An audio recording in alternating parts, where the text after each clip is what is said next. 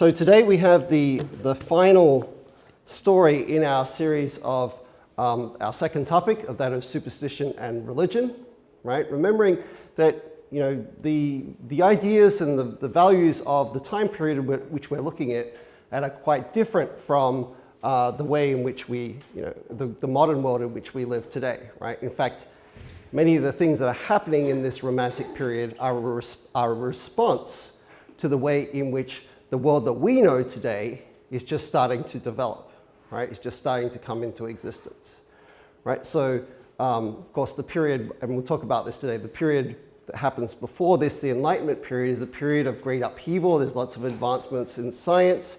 There are changes, particularly in the political structure, right? So there is a movement away from having kings and queens and monarchy to having increasingly a more modern and secular kind of state, right? And the other thing, and this is where it concerns us with our topic today and for this section, is that it also has to do with the way in which people's ideas about religion are changing too, right? So this is some of the context that we'll need in order to understand exactly why this story is important and what it's doing, right, is necessary as we go forward. Okay, so of course we've looked at this author before. What have we read of his? What are the stories that we've read? Right, the Elixir of Life we read in the Folly and Madness section, where we had Don Juan and he has the magical liquid that can bring him back to life. And what was the other one we read earlier in this topic? A Passion in the Desert, right, where we had the soldier who is in the times of Napoleon, and he gets captured and then he escapes and he ends up having this strange sort of friendship with a big cat, right, with a panther. All right, so Balzac we've already talked about, therefore, because of those two stories, right? We said to you that he is sort of in some ways a sort of a larger than life character. You can see he's not a small man, he was a great big man, but he was really very passionate about what he did, and he would drank crazy amounts of coffee and stayed up all night writing works, had lots of debts from his various failed publishing businesses that meant that he had to keep writing as well, even though he wanted to do it anyway, right? In order just to make ends meet and to meet his debts. And so some of the things that he talks about with the hardships and the problems of being in debt and not having enough money and so on that we see in this story are definitely in part drawn from Balzac's own experiences. Okay. All right.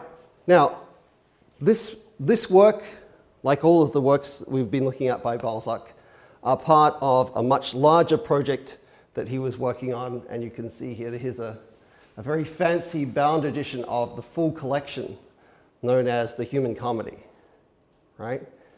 He wrote all that in 20 years. So it's pretty amazing, right? He wrote a lot. And it's all pretty good, pretty high quality fiction. And the thing about the Human Comedy is that, like, you're reading these stories in isolation, right? You're reading them one by one and by themselves. But the more you read of Balzac's stories, the more you come across characters that you recognize, right? Why do you recognize them? Because he's one of the first authors to engage in what we call recurring characters, stories that pop up in one story and suddenly, oh, here they are in another story. Oh, and here they are in another story, right? So some of the characters that we come across in our story for today, The Atheist Mass, are characters that appear over and over in the Human Comedy, in this series of stories and novels that Balzac was creating as this overall big picture that he was trying to create of French society in the early 19th century, right? Yeah. Do we know how exactly he wrote that? Whether he had something like a bookkeeping of the characters and picked them one by one for the stories? Or? It's something that kind of evolved over time. So he sort of first came up with the idea for this project in about 1830, right, which is when some of our earliest stories that we've looked at by him were published. And so actually some of them he went back and he changed the names of characters from earlier stories and novels that he wrote to try and make it fit with the project. But yeah, he gradually, and he even created a series of categories. Like he was like, this is going to be my categories of stories about Paris. This is my stories about living outside of Paris in the provinces. This is my stories that are focused on philosophy, right? And so he had all these different categories as well for the kinds of stories that he would write. Okay, so within these stories then, as I said, we have these recurring characters that come up over and over again. So even though the characters that are described for us in this story, right, he describes them in a way that, like, if we've never heard of them before, right, we can still find them accessible. And we're like, okay, all right, this doctor at the center of our story, right, we can work out who he is and what he does. But he's actually over and over appears in many of Balzac's stories. In fact, almost whenever he needs a doctor, this guy Bianchon, right, appears there. So let's in order to, I mean, we murder the English language all the time, but let's try as little as possible to murder the French language. Let's just quickly go over the pronunciation of the two main characters' names in this story, because, you know, for the most part, it's not too hard in French to work out how to pronounce it, but these two are a little more difficult. So the first guy that's mentioned there, right? His family name, his last name is pronounced Bianchon. So let's see, it's like B together, Bianchon, right? Not Bianchon or any of that sort of stuff. Bianchon, right? And the other guy is more difficult because we don't pronounce that S, right? And it's, okay, so it's two syllables. It's not Desplein or anything like that again. It's Des, together, Des Plein, right? So Bianchon and Des Plein, right? I know it's hard, I know it's weird, but you know, I can speak some French, so that's why I know how to do this. Okay, so Bianchon and Des Plein, remembering that these are not their first names, this is they're being referred to by their last names. We don't learn what Des Plein's first name is. We do know that the younger doctor, Bianchon, his first name is Horace, or actually it'd be Horace in French, but we can go with Horace in English. Okay. So these characters, as I said, they come up over and over again in this human comedy. So the more you read of these stories and novels, the more context you know about these characters. And in particular, as I said, Bianchon, because he's a doctor, first of all, he gets to see all different parts of society, right? He treats the very rich, and as we see in the story, he also gets to see the very poor. So he's a very good sort of tool for an author to be able to portray all sorts of different parts of the society of his time, right? But it also means that there are other characters and other situations that are mentioned along the way, right? So for instance, on page 87, we're told in this paragraph here, the one that begins, of all the students, right? We're told about how Bianchon, when he was a young man, used to live in this boarding house called the Maison Vauquer, right? And this part of his life is actually told in one of Balzac's most famous novels called Le Père Goriot, or Old Goriot, as translated into English, right? So if you've read this novel, you'd be like, oh, I know all about this. I know about that time in Bianchon. This is when he was a poor student and he was struggling to make it, right? Whereas in this story, he's already building up to being quite successful. Okay, and there are other minor characters that are mentioned along the way, such as let's see, where is he? Where's he up here? Oh yeah, on page 90 we have a reference to a character called Artes, and Artes is not important to this story, but he is not a major character, but another minor character who appears in Balzac's novel Lost Illusions, and he's sort of part of a circle of friends that are sort of all artists and writers and so on, right? Where else? We also have him, he mentions that he was attached to the Duke d'Angoulême, right? Who's a duke who is another recurring character in Balzac's fiction as well. So like the more you read, as I said, of these, the more you come to this story. It can stand by itself, it can stand alone, right? But the richness of it is that when you have read some of the other stories, you're like, oh, I know more, I already know this character. I already know what's going on. Oh, I know who this person is, right? And so there's like all of these hidden connections. The more you read of Balzac, the more sort of informed you are about sort of the inside jokes and inside connections that he has in these stories. Okay. So what year was this particular, oh, sorry. Oh, sorry. I was going to ask like when this was published. It was like one of his earlier works or later works? Ah, well that's, yeah, I was just going to ask, what year was this published? Even says at the end of our story. 1836, right? So that's when he wrote the story, January 1836. Okay, and remember I told you that Balzac lived from 1799 and he basically burned himself out and died in 1850, right? But the period in which he is putting together this human comedy, when it becomes sort of like the first beginnings of this idea through to him like really formalizing it in around this time period. So this would be about a third of the way through the project, right? So 1836. Here it's 1830 in the syllabus. I got that wrong then. Yeah. Yeah, so 1836. Yeah. Okay. All right. So that said, then let's quickly go over what happens in our story, right? Make sure we all understand what happens in here, right? We have two main characters, as we've seen. They're called Bianchon, Horace Bianchon, and Desplein. Desplein is a surgeon, and he's the older man, and he is a bit of an eccentric. He's a bit weird, right? He's a bit strange, but at the same time, he's a genius, right? We've seen this before, haven't we? When we talked about, you know, those three themes of Romanticism, right? The misfit individual, the guy who doesn't really fit in, but nonetheless has some interesting qualities, right? That's Desplein, right? He's a typical kind of romantic figure, all right?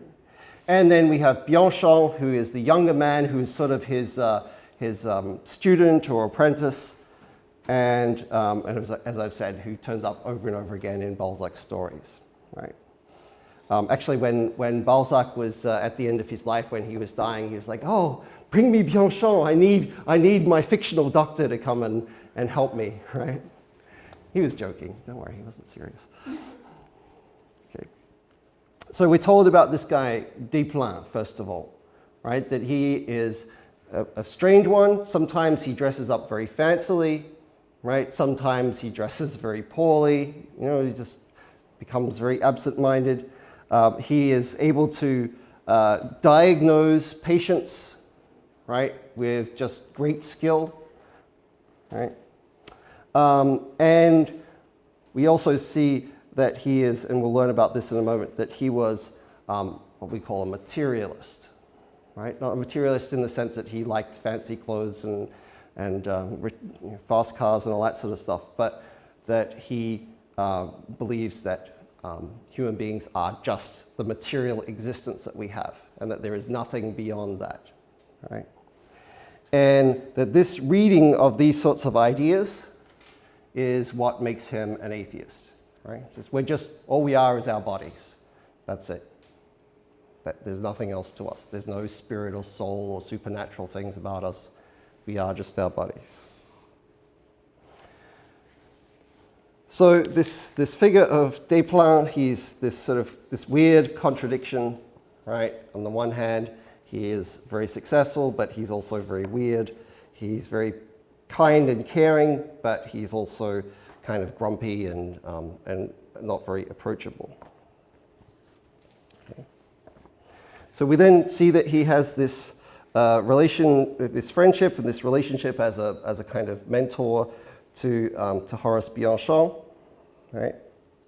They both seem to have had a similar background, and since they both struggled with poverty when they were young, and that this made them determined to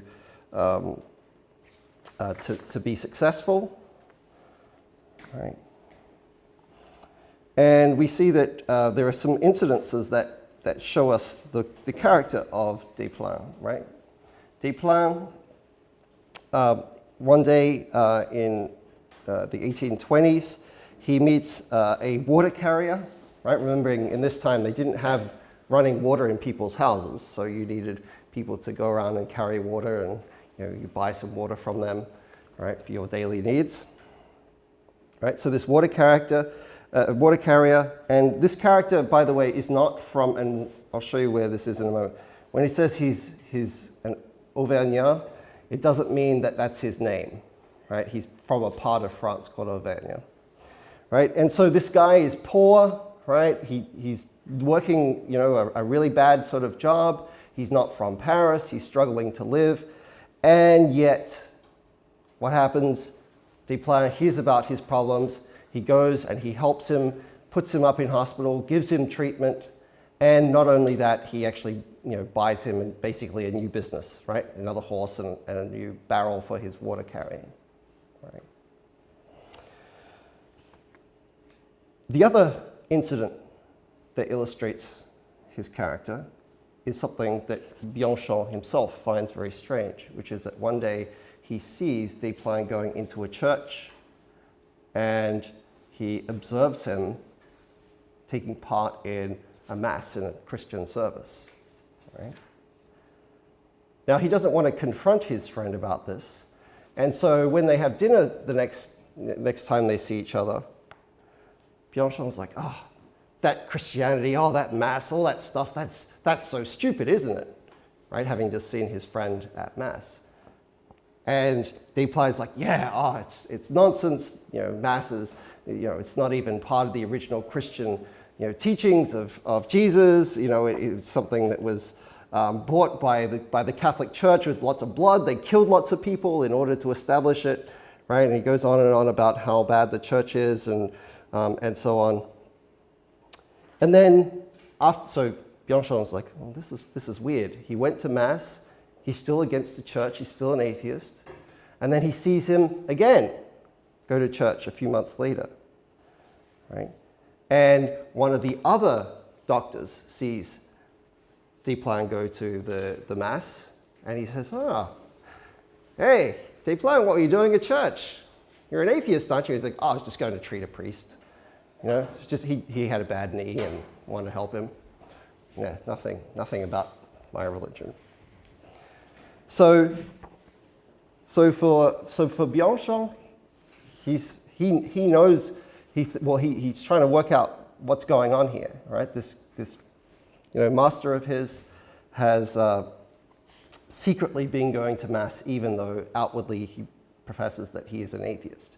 Remembering that at this time, this is still a very religious sort of society, so outwardly proclaiming that you're an atheist, that you don't believe in God or any of those sorts of things is still pretty sort of socially unacceptable. So it's actually a few years later, right? We're told 7 years later on page 90, that this comes up again, right? The two of them, the two men, Bianchon and Desplein, they're sort of relaxing at the club. Right, times have changed. Right, there's a revolution going on, another revolution. Right, not the original French Revolution, but a different one. And they're hanging out together, and Bianchon asks him about this whole going to mass thing. And then Desplein takes him to this place in Paris, and he says, look up there. I used to live there, right? And one of the cultural things to understand about the way in which particularly Parisian society worked at this time was Like you think about, like here in Seoul, if you want an apartment, where are the best apartments in terms of the building? Which are the ones that people choose? Which are the most expensive, right? The higher ones, right? The higher up you are, the more expensive it is, the more sort of prestigious it is to have a higher up apartment. It's the opposite way in 19th century France, right? So when let's say you live you're a rich person, you live in a nice big mansion, right? The master's rooms are on the first and maybe the second floor, right? So maybe the first floor is dedicated to like your living area and like your dining area and so on, and then the second floor will be your bedrooms, right? So the higher up you go in a house or in a building, the more likely it is that this is going to be for servants and people who are lower class, right? So this 6th floor building that he's talking about, right, it's probably about the highest you're going to get at this time. The 6th floor, right, of this nasty old building in the worst part of Paris pretty much means that this is like the worst possible place that you could live, right? Okay. So he's saying like this place that I used to live and that other like artists have lived, that's where I lived.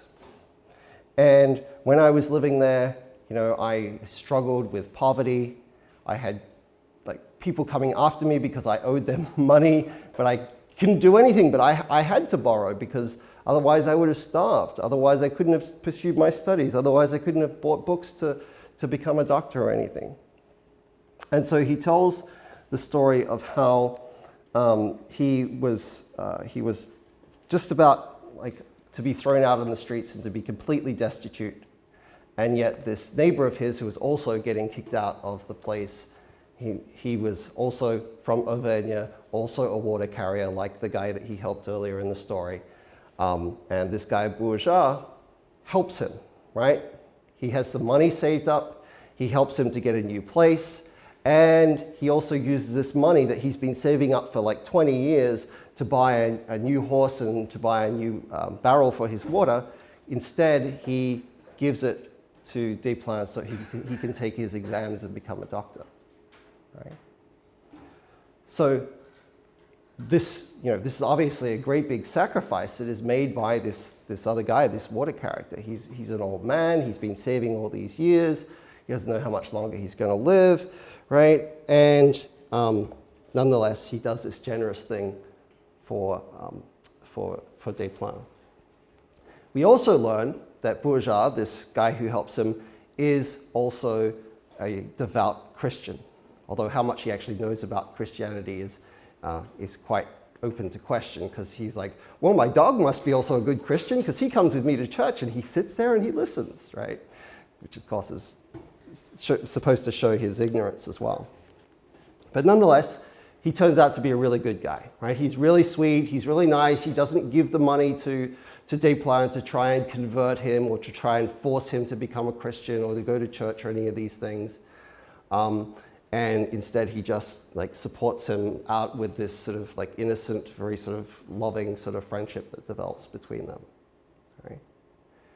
Then we learn that eventually the old man, as old men do, he eventually dies, even though Desplein does everything he can to keep him alive with all of his skills as a doctor.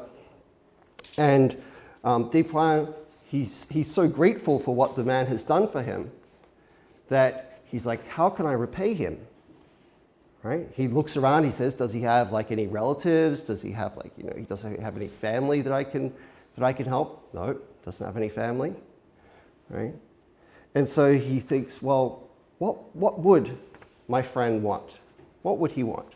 And he decides that he will establish a mass, right, in his honor. In other words, this is basically he's gone to the church and he said to the priest, look, I have money, right? I want you every 4 times a year, I will pay money that you will say a mass, not just a general mass, but a mass specifically as a kind of memorial, ongoing memorial for my friend, right? So it's not just any kind of mass, this is like he's paying specifically for a memorial service 4 times a year in memory of his friend. And then, of course, we learn at the end of the story that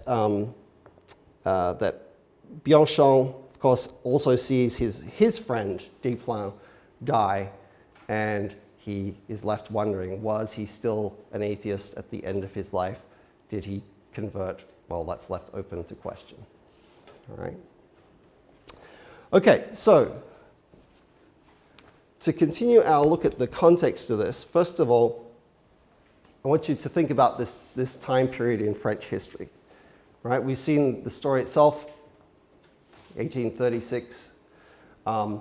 And you've all heard of the French Revolution, I hope. Right? The French Revolution begins in 1789. Right? The storming of the Bastille. And then the next few years after that are very turbulent years. Lots of people's heads are cut off. It's a period there known as the Terror, in which particularly there's a lot of political infighting and a lot of people are killed. And then in the 1790s, Napoleon comes to power, right? And he's welcomed into power because he has the sort of the strength and the political willpower to re-establish some sort of stability in France, to end all of the sort of the infighting, right? Now, we've already talked a little bit about Napoleon with regard to A Passion in the Desert. Napoleon, for a while, is very successful. He sees, even though he's kind of a dictator, he nonetheless sees himself, ironically, as embodying those ideals of the French Revolution, right? Equality, fraternity, liberty, right? Those three things. And he then goes out and he conquers much of Europe and even parts of Northern Africa and so on, right? Like we saw him in Egypt, and that's another story. So with Napoleon, these ideas from the French Revolution get spread throughout that part of the world. Now, when Napoleon is finally defeated by the English at Waterloo in 1815, the French try to go back, right? They try to go back to having aristocracy and go back to having a monarchy, right? So this is a period that from 1815 to 1830 that's called the Restoration, right? They bring back what remains of the royal family, the ones that didn't have their head chopped off, what remains of the aristocracy, and they try to establish them as sort of like continuing this line. But it's not a very successful period, right? Because too much has changed about French society in that time for that return to being a monarchy to be successful. And so what's mentioned there at the top of page 90 is what's called the July Revolution of 1830, right? Of 1830, in which there is, again, another upheaval, another rebellion against the monarchy. And this time they do keep a sort of a king in power, Louis Philippe, but this time it's much more of a compromise between the sort of the more modern, business-oriented interests of modern France compared to like the aristocratic ones that had been put in during the Restoration.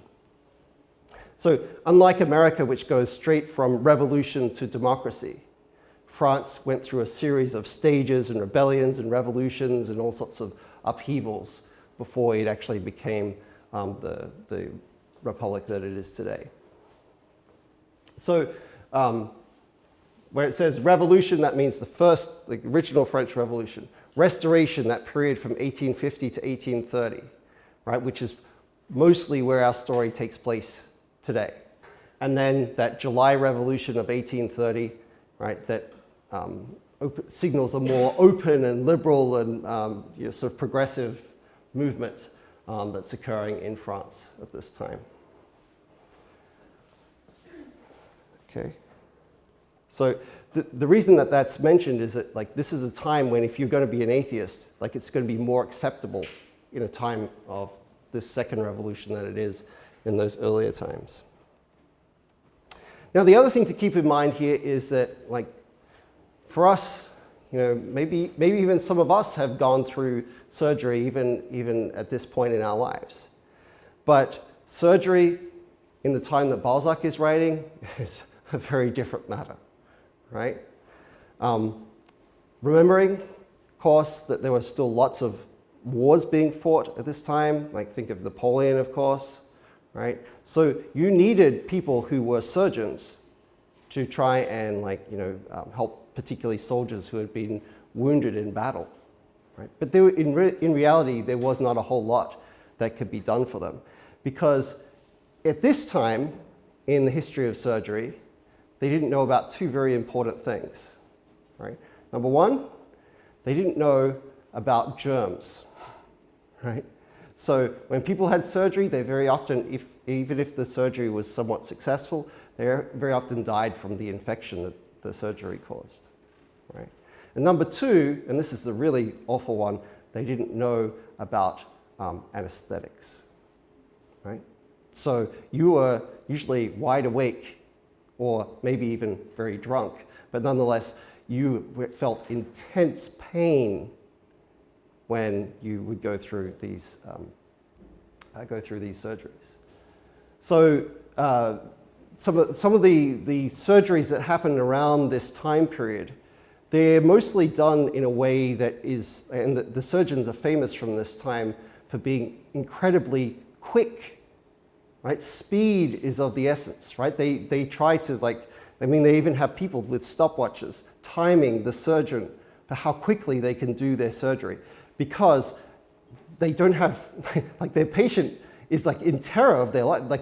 If you have surgery, this is the last resort, right? You don't want to have surgery because it's so incredibly painful that, it's only if you're going to die or anyway that you probably want to have this surgery. So I recently read a book on this, on the history of surgery, and there was, particularly, think of a guy like this 19th century surgeon operating around the same time called Robert Liston in Great Britain. And he was famous for incredibly fast surgeries, right? To the point where he performed the only operation in history that 3 people died. Right? He had to do an amputation, right? And he amputated the part of the patient that needed to be amputated, but he also took off the fingers of his assistant, and he accidentally slashed one of the people who was watching, and all 3 of them ended up dying. So a 300% mortality rate, only one in history. But this is because people had to do this so quickly, right? So in a couple of decades from when this story is set, we have the beginnings of, first of all, of the use of ether and then later chloroform, right, that they used to put people to sleep for surgery, and also that we have the beginnings of knowledge about germs, right? So you probably all used Listerine at one point for your mouth, right? It's named after Joseph Lister, right, the guy who invented the idea of getting rid of germs. Okay, so this time in which we see this character of Desplein, and even in which Balzac is writing, is a time in which this idea of surgery is not our modern idea of surgery, right? Our modern ideas of surgery are very much grounded in anesthetics and getting rid of germs, right? So, and in managing infections. So this is a very different time period for medicine, right? Okay. Another important part of the context of this is, right, today it's not as uncommon to hear about atheism, about people who have no religion. It's very common for people not to go to church or not to follow any particular religion, right? It's a little less common to say directly that you're an atheist. But in the French society in which Balzac is living, these ideas had started to arise particularly in the century before, during that Enlightenment period, right? And in particular, these ideas were popular in France through a movement known as materialism, right? Now, materialism is used in our language and in philosophy to have several different kinds of meanings, right? So when we use it in the ordinary sense of the term, we mean someone who's obsessed with money and wealth and that sort of stuff. That's not what materialism means here, right? Materialism means, in this case, the idea that there is the things that we see around us, the matter, right, the material, the world, and there is nothing else. There's no supernatural, there's no God, there's no spirit, there's no soul, right? If you cut someone open and dissect them, you're not going to be like, oh, and here's their soul, right? And that's what it's talked about in Desplein's beliefs, right? And in fact, let's see, it should be on the next slide. Yeah, on the next slide, we see at the bottom of the first page of our story, it mentions how when he learns about the solar plexus, right, which is, you can see it's not a red dot on you, right? That's just illustration. This points to where inside of you, inside of all of us, around about here, is our solar plexus. This is what it looks like on the inside, and this is a bundle of very sensitive nerve endings, right? And actually, if you know anything about like boxing, right, there are two ways you can be knocked out in boxing, right? You can actually be blackout. One obviously is to be punched in the head, because that, like, the nerves in your brain are going to cause you to be knocked out, right? But also because there's so many nerve endings here in your solar plexus, right, that being punched hard enough and in the right way in your solar plexus is also going to knock you out, right? So in other words, it's almost like this is a second brain, as it were, for the body, except that you don't have any conscious control over your solar plexus, right? You can think about, and you can direct your brain to think about certain things. You can sit down and read a book or whatever. But you can't direct your solar plexus to say, oh, all right, now I want to digest some food, or I want to feel it. Like, you don't have any control over this, right? So when Desplein sees that it's almost like the human has two brains, and yet one of these brains is just a bundle of nerve endings that we don't have any control over. For him, that seems a confirmation that there is no soul, there is no spirit, there is no supernatural. We're just what we are, right? We're just a body, right? And so for him, this is a confirmation that there is no supernatural, there's nothing beyond that. Okay. So even though this guy actually was not, the person in the picture there is Voltaire. Voltaire actually wasn't an atheist, right? He's actually what we call a deist, which means that he didn't believe in any specific God or any specific religion, but he did believe in some sort of higher power, right? But nonetheless, Voltaire is seen as someone, particularly by the Catholic Church, who was a threat to them because he questioned the teaching of the church. In particular, he used his sense of humor to make fun of a lot of the more absurd sort of doctrines of the church. And so actually Voltaire's writings were banned for a long time by the Catholic Church, right? So that's why what page is it? Page 89, when Desplein goes into his rant about how the Mass is something that the Catholic Church made up, right, rather than something being instituted by Jesus Christ, he is described as using Voltairean satire, right? So in the same style as Voltaire had done, right?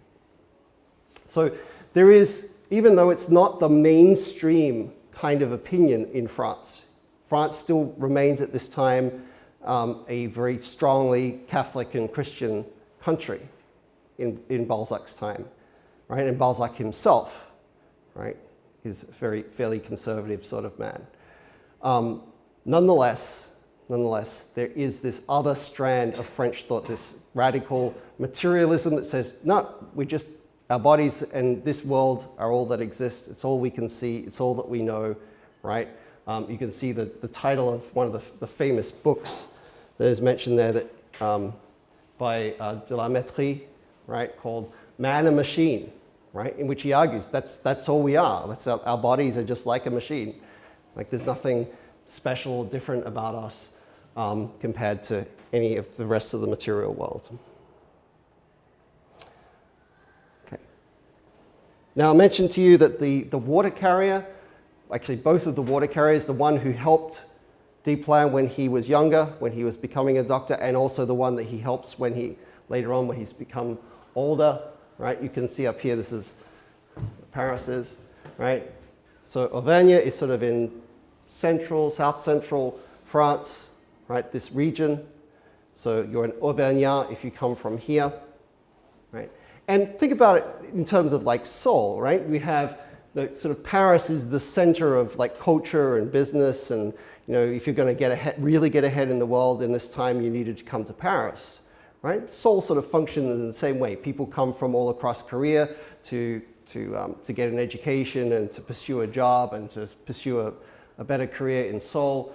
The same thing happens of course, in France in this time, right? Is that you have people coming from the provinces looking to make it in the big city, right?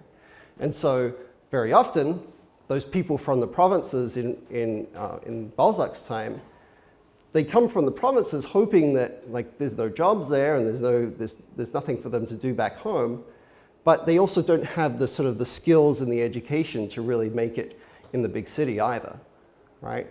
And so they end up having to work these very sort of menial jobs, like being a water carrier in Paris, right?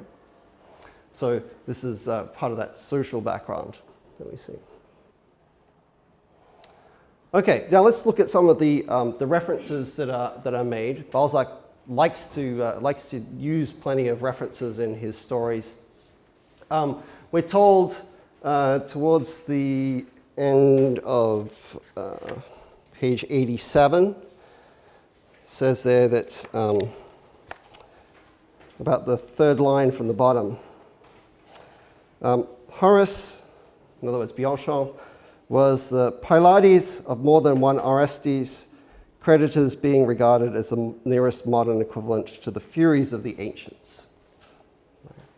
This is a reference back to an ancient Greek set of stories, right? Particularly well known from the Greek tragedies, right? So the earliest of the famous Greek tragedians, Aeschylus, in a trilogy tells the story of what happens with this particular family.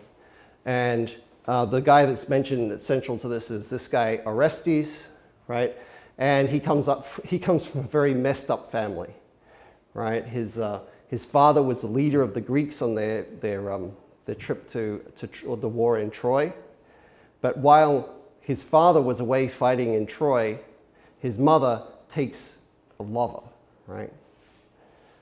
Partly because she's quite justifiably angry at her husband for having, when the Greeks were going off to leave for Troy, there was no wind. And so in order to appease the gods, Agamemnon made a sacrifice. And that sacrifice was his daughter, right?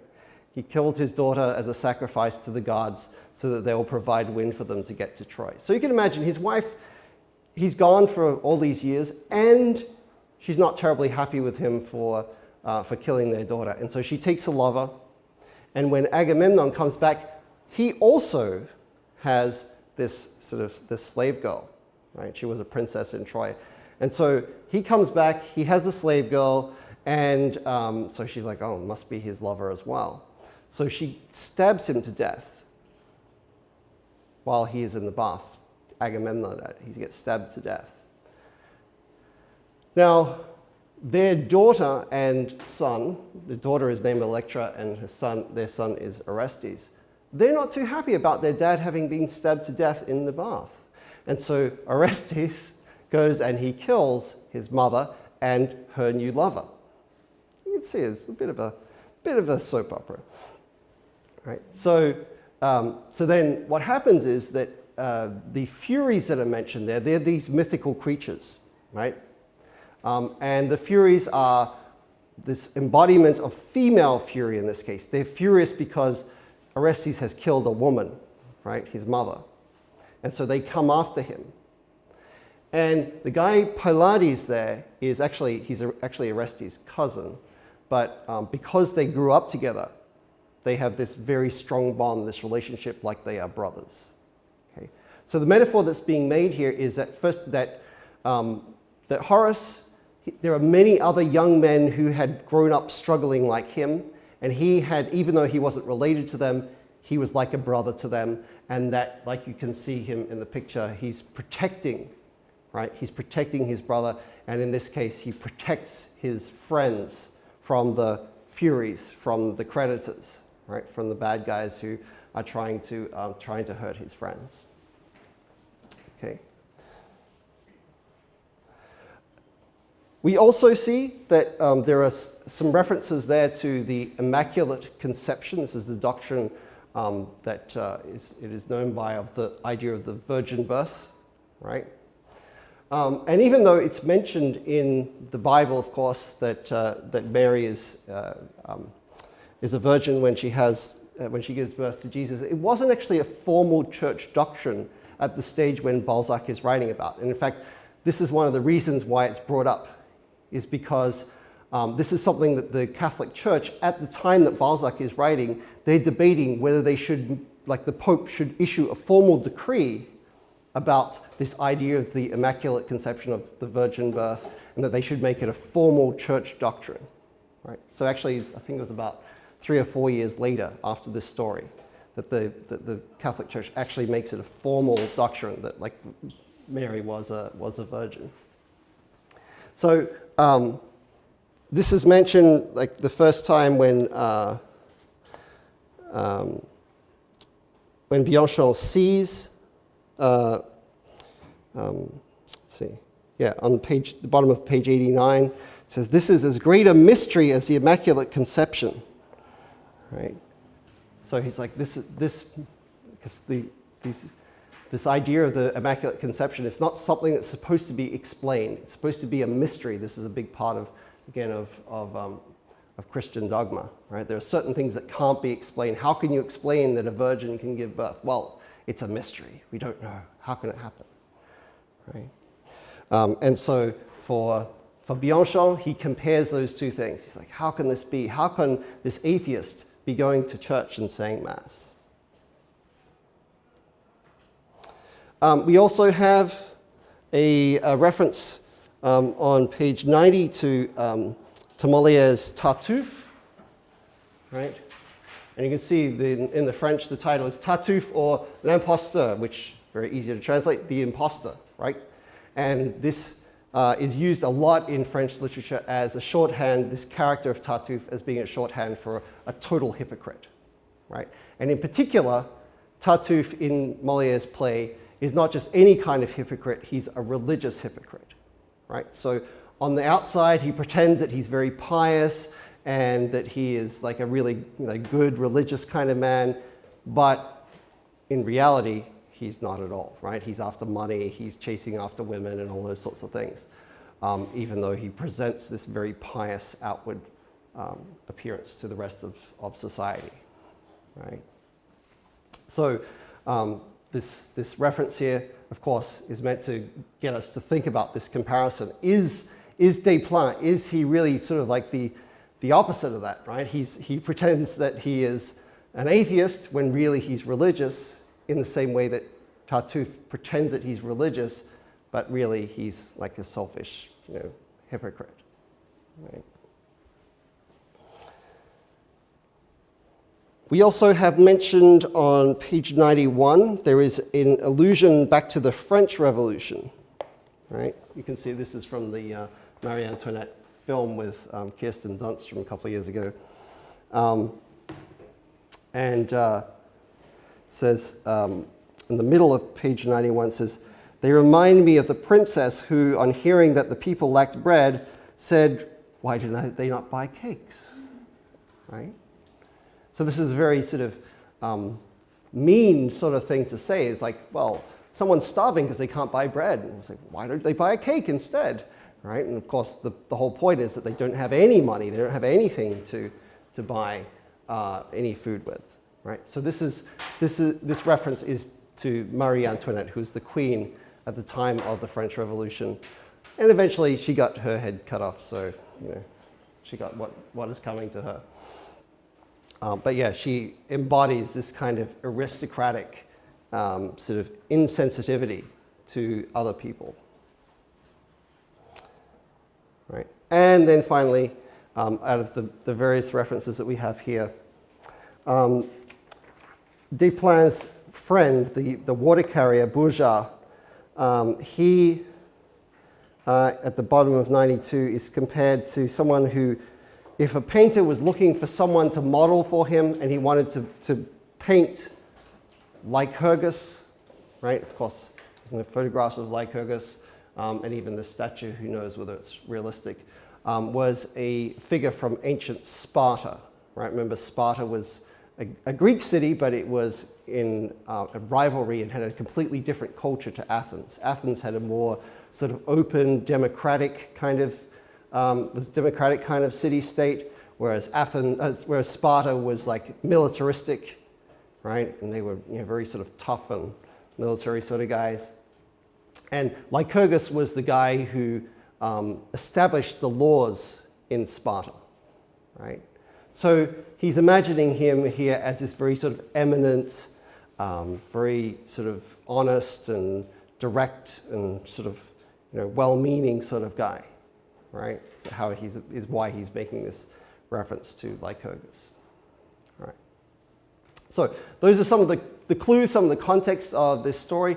Let's take a look now at our homework sheets and see what are some of the ideas that you guys picked out, some of the parts of the story that you picked out, to see if we can gather some more ideas and more meaning to this story. Let's see, Eleanor, why don't you begin today? What did you pick out? I picked out the line, I think it's on page 91. Mm-hmm. The line is, if I do not believe in God, I believe still less than man. Mm-hmm. I thought this quote was interesting because although he doesn't believe in God at all, he holds people, or he seems to hold people in less regard, but he also is like really kind to those in need. Mm-hmm. So it's kind of like showing a contrast. He doesn't really like people, but he also takes care of them like a lot more than most people do, I think. Mm-hmm. Yep. So one of the things that that is part of the way in which Desplein sees the world is obviously that he sees himself as someone, who doesn't have any kinds of illusions about the world, right? That he just tries to see things exactly as they are, right? So for him, like the idea of God that he sees in that he criticizes at the beginning of the story is that like you're seeing more than is really there, is basically his idea.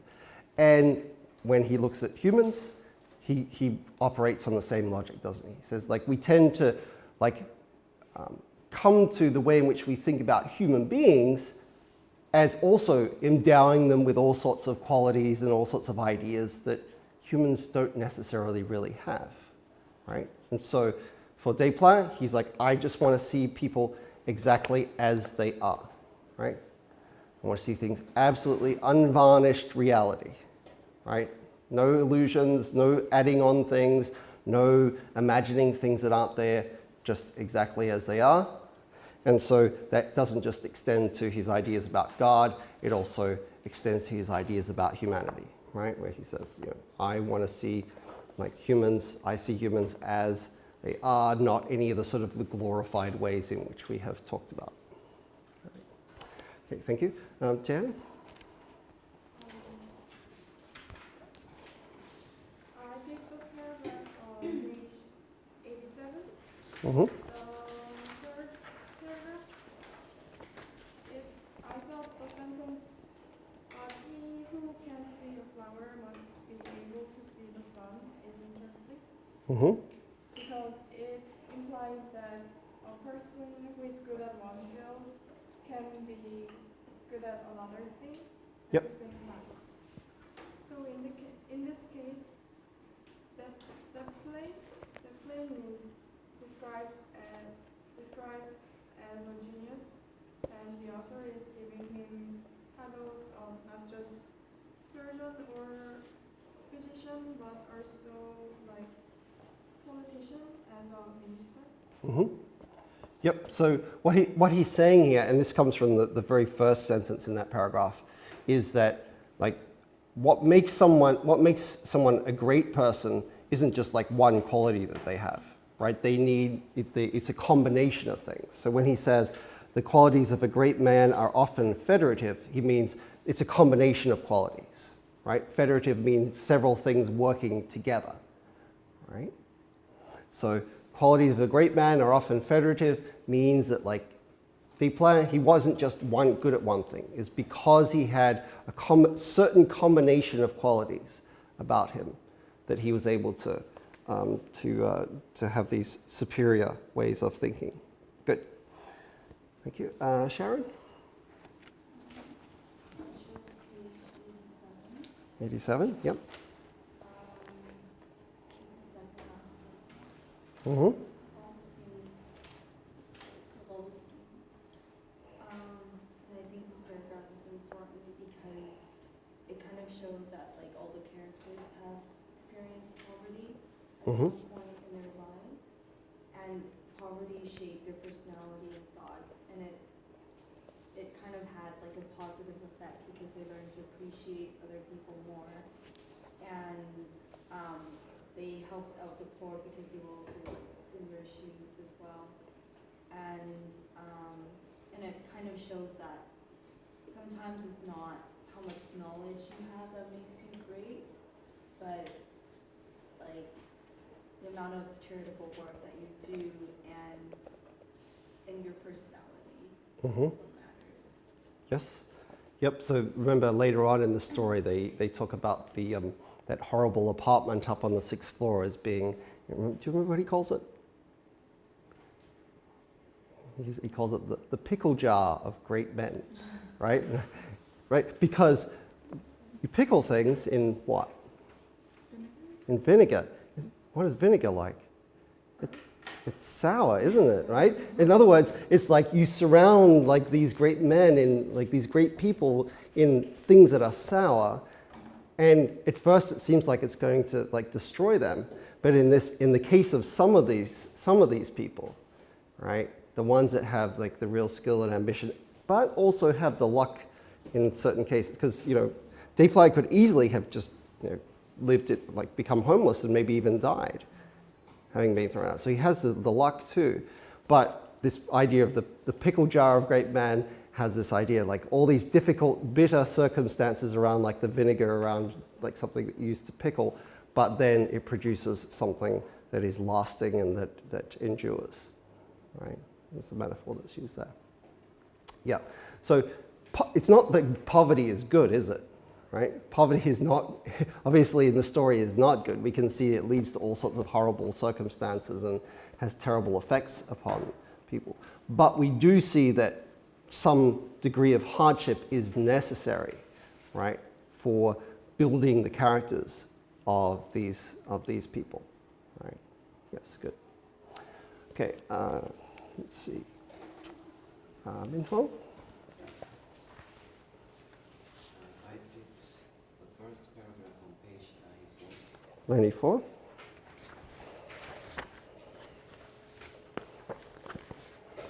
And I think his prayer on this paragraph is important. Mm-hmm. Because in his prayer he prays to God that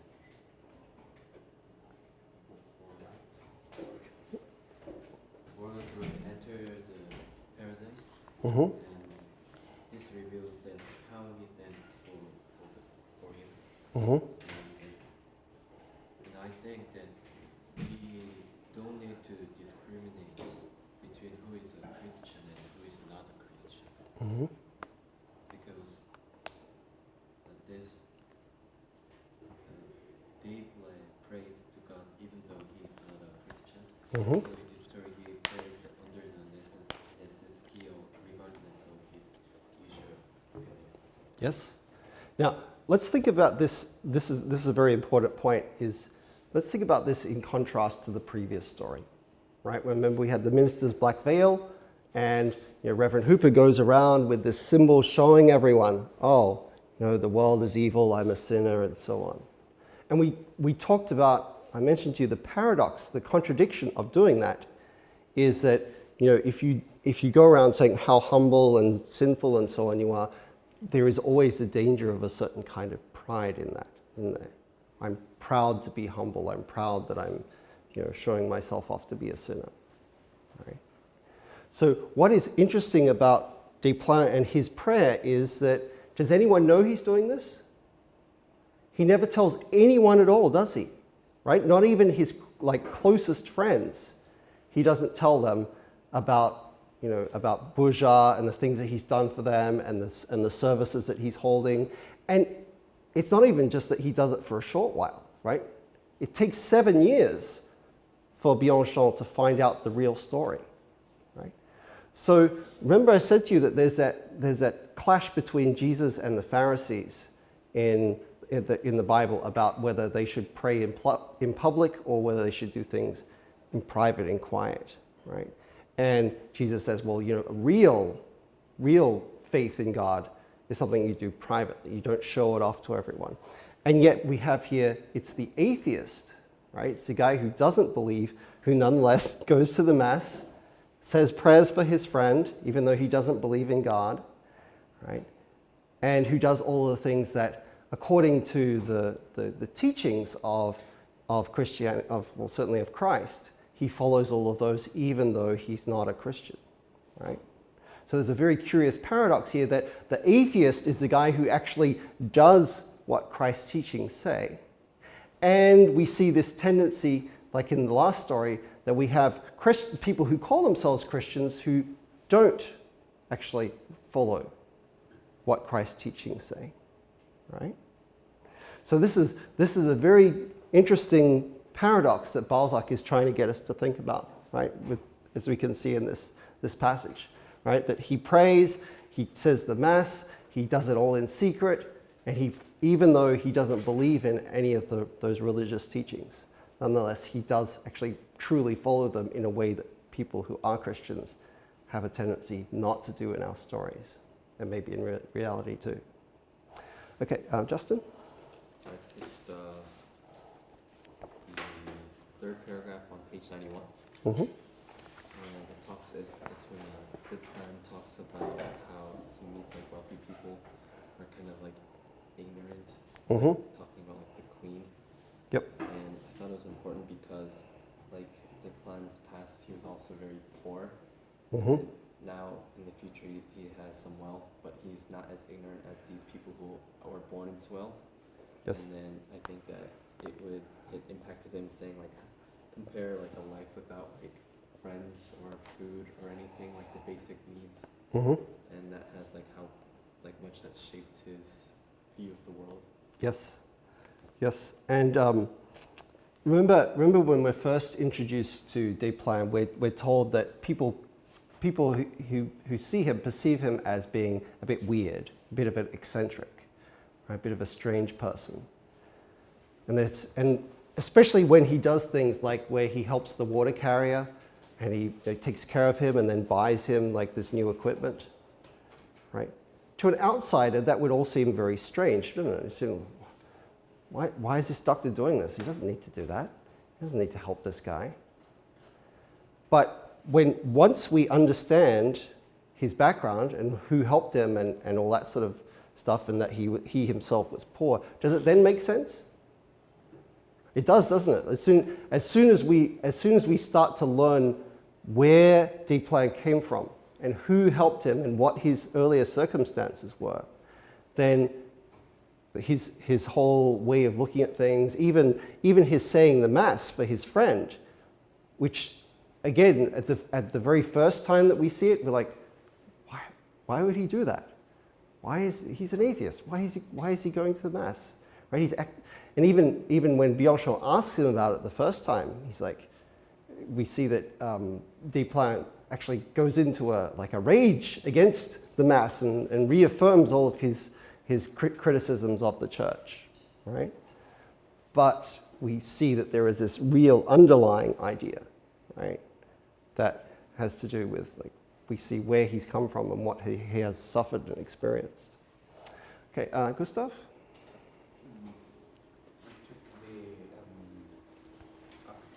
Paragraphs on page 94. And what I've found in there, it's about this mess they have, or he has for bourgeois.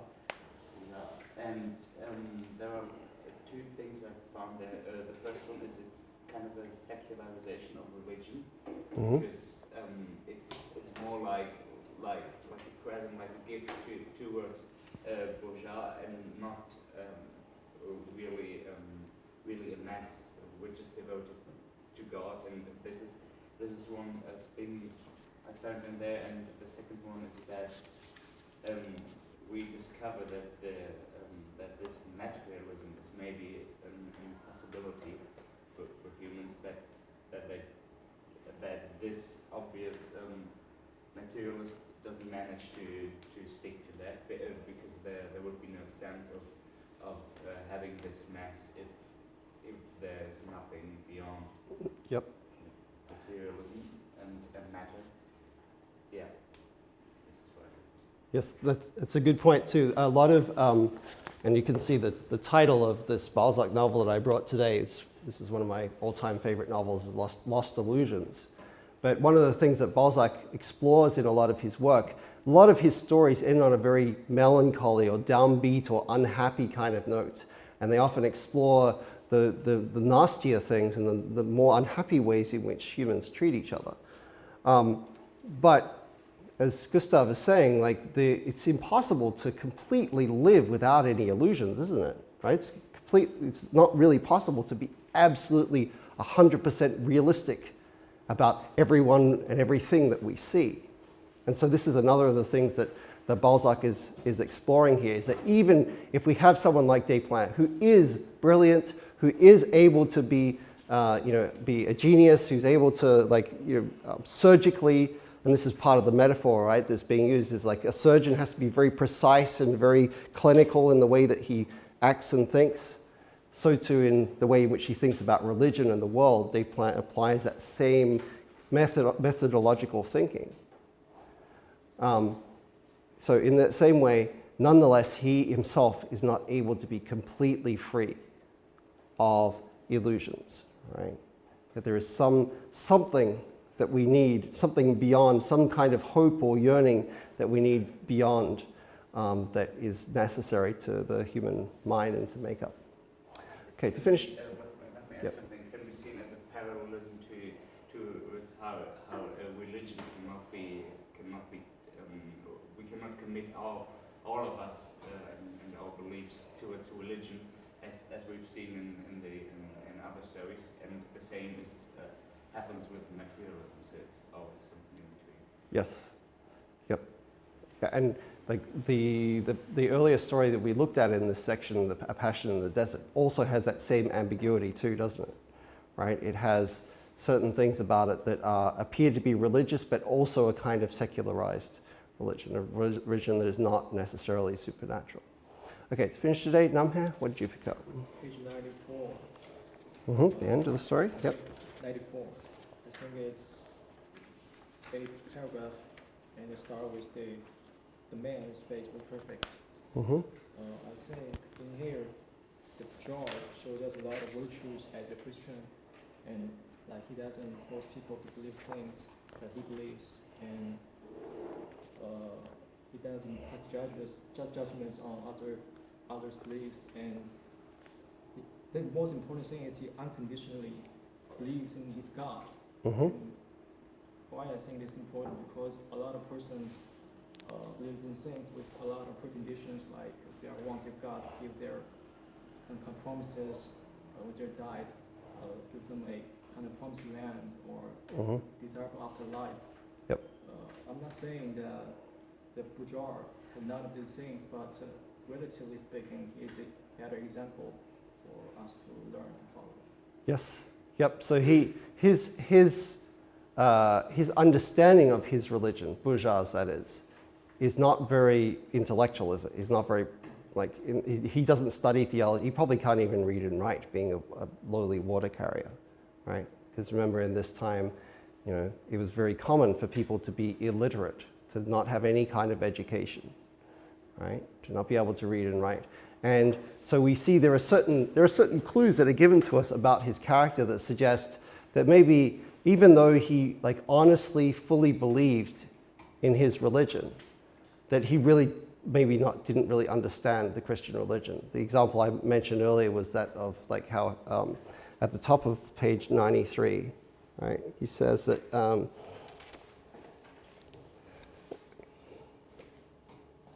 beginning from the bottom of 92. The poor man's heart was big with affection, seeking an object. He had never been loved but by a poodle that had died some time since, of which he would talk to me, asking me whether I thought the church would allow masses to be said for the repose of its soul. His dog, said he, had been a good Christian, who for 12 years had accompanied him to church, never barking, listening to the organ without opening his mouth, and crouching beside him in a way that made it seem as though he were praying too. Can dogs go to heaven? According to Christianity? No, they can't. Right? I mean, we tell children that they've gone to doggy heaven, but according to the Christian doctrines, like animals don't have souls in the way that humans do. And yet here he's like, but my dog was good. He was a good dog. He would come to church and he sat quietly and he listened to the organ. Surely the church would let some masses be said for him. Of course they wouldn't. Right? But he has this innocence, right, that is about like the way in which he sees the dog behave, that suggests that like he has this sort of just, as Namhe put it, this unconditional love that is grounded in actual behavior, actual ways of existing, rather than upon this sort of give and take, God, I'll worship you if you take care of me kind of thing. Right? So there is this very different approach to it. All right, so remembering next class, Tuesday, is our test, right? You all have the guidelines, you all know what you're doing, I hope. Remember, if you do need any help, or if you do want me to take a look at your note sheet, right, then either come and see me or email me your note sheet and I'll take a look at it and say if it's okay. But remember, if you don't follow those guidelines with the notes, I will take away those notes on the day. I'll check everyone's notes. So if you have any questions, if you're not sure, or even if you just want some feedback, please do let me know. Okay, good luck on Tuesday. Thank you guys. See you then.